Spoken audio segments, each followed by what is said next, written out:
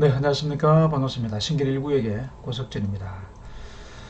네, 오늘은 여러분들과 어떤 얘기를 나눠볼까 하다가 이런 신문 기사를 하나 가지고 와봤습니다.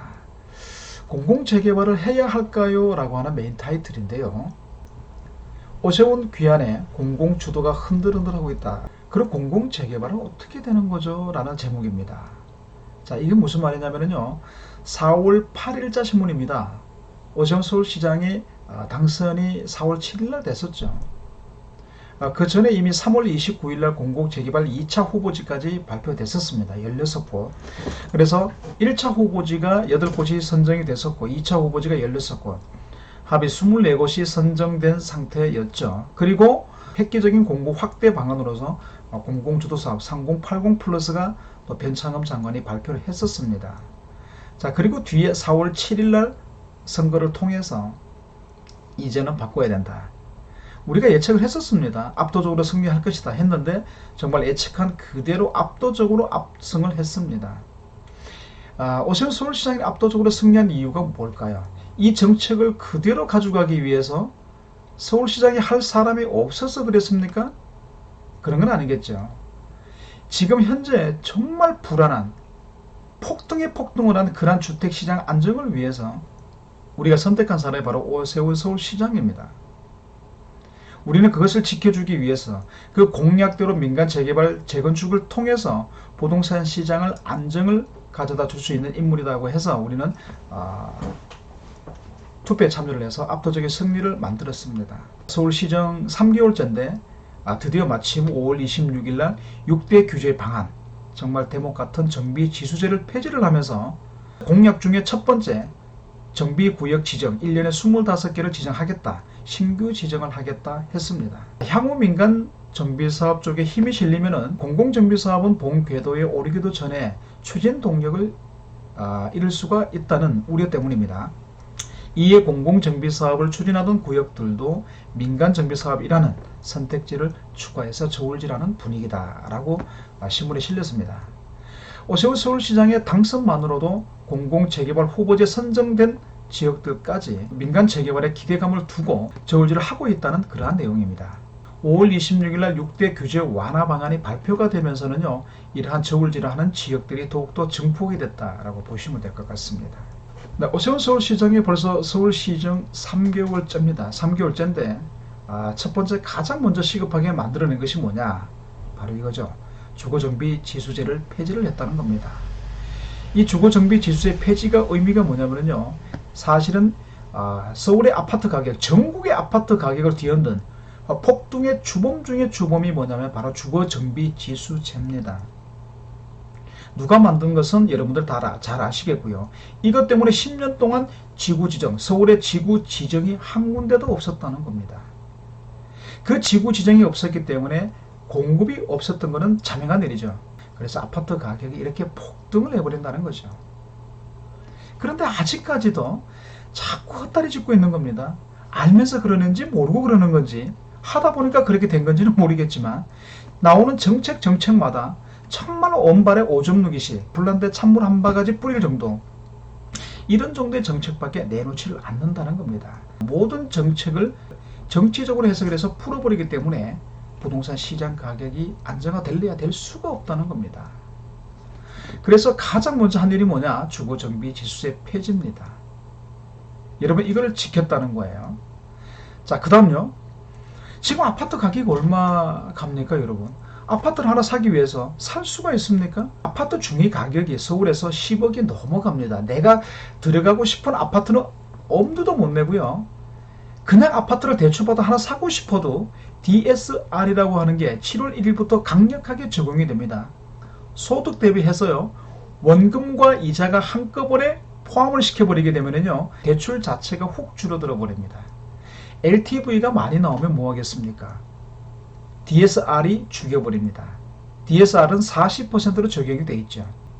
DTI라고 하는 것도 있었는데요. 이 DTI는 내가 다른 대출이 있어도 이자만 가지고 대출 한도를 조금 더 늘릴 수가 있었는데 지금은 한 달에 불입하는 원금과 이자를 플러스를 시켜버리기 때문에 나의 대출 한도가 줄어들어 버린다. 이런 상황을 통해서 조그만 아파트를 하나 사고 싶어도 정말 살 수가 없는 그러한 세상이 되어버렸다는 겁니다. 그리고요, 공공개발이라고 하는 미명하에 단 한 사람이라도 정말 눈에 피눈물을 흘리는 그런 사업은 하지 말아야 되는 게 맞습니다.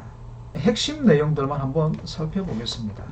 공공주도 정비사업에서 민간주도로 무게추가 이동을 하고 있다. 네, 당연한 사실입니다.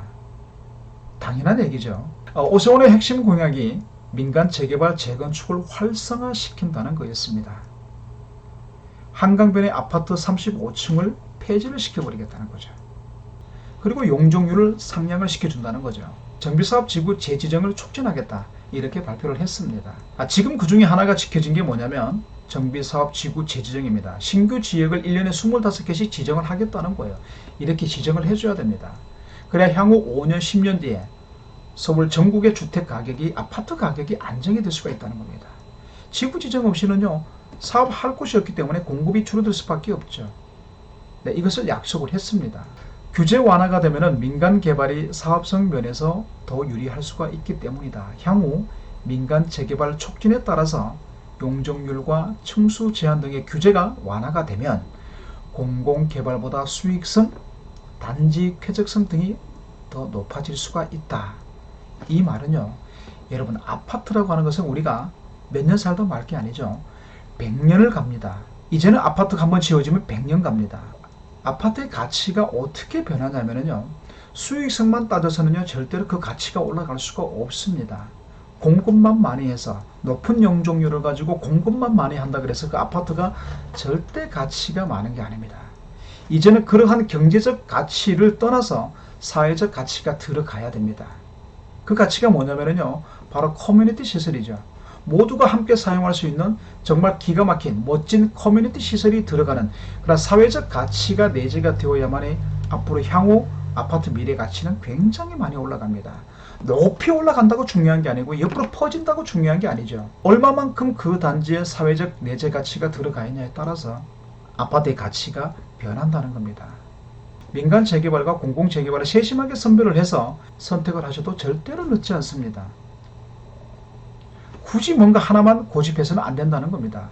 지금 현재 서울시장이 민간 재개발을 추진하는 이유 중에 하나가 뭐냐면요, 우리가 선택할 수밖에 없는 하나만의 사업이 있다고 한다면 주민의 갈등이 최고조로 올라갈 수가 있기 때문에 오히려 사업이 안 될 수가 있다고 합니다. 그 반대로 투트랙이죠. 두 개를 선택할 수 있는 방안을 모색을 해주면요, 주민들의 갈등이 최소화가 됩니다. 왜? 좋은 거를 선택만 하면 되니까. 그래서 그 좋은 거를 선택할 수 있는 시기가 바로 현재 이 시기라는 겁니다. 여러분들 섣불리 판단하지 마시고요, 선택을 하시길 바라겠습니다. 자, 각 전문가들의 얘기를 한번 들어보겠습니다. 송승현 도시와 경제 대표님인데요. 민간 정비 사업 추진 시 시세 상승분, 단지 쾌적성 너무나 중요하죠. 등이 높아질 수 있기 때문에 민간 정비 사업이 가능한 곳은 민간 쪽으로 무게추가 옮겨질 수밖에 없다라고 얘기를 했습니다. 그리고 서진영 대한부동산 학회장은요, 서울시장은 조례를 통해서 용적률 상향 등을 추진할 수가 있고 장관 회의에서 참석해 제도 개선 건의를 통해서 각종 규제를 완화할 수가 있다. 그래서 민간 재개발, 재건축이 활성화되면요, 기존에 진행하던 공공주도 정비 사업은 후순위로 밀릴 수가 있다는 겁니다. 여러분, 장관회의라고 하는 것은 각 부처의 수장들이 모이는 곳입니다. 서울시장이라고 하는 것은요, 그냥 지자체장이죠. 하지만 서울시장의 파워는요, 일반 지자체장과는 완전하게 틀립니다. 각 부의 수장들이 참석하는 그 장관회의에 각 지자체장의 대표로 참석할 수가 있는 거죠. 거기에 참석을 해서 여러 가지 건의를 통해서 완화 적용을 할 수가 있다는 겁니다. 그래서 지금요, 중앙정부에서도 서울시장을 함부로 강하게 드라이브를 걸 수가 없습니다. 왜 그럴까요? 공공참여 공공주도 사업의 핵심 시행 대표가 누구냐면요, 참여자들이 LH입니다. 그리고 SH입니다. 그럼 주민들이 정부를 믿으면 LH와 손을 잡을 것이고 서울시를 믿으면요, SH와 손을 잡을 겁니다. 그럼 반반으로 나뉘겠죠. 그럼 SH는 어디에 속해 있습니까? 서울시에 속해 있죠. 오세훈 서울시장의 손아귀에 있는 겁니다.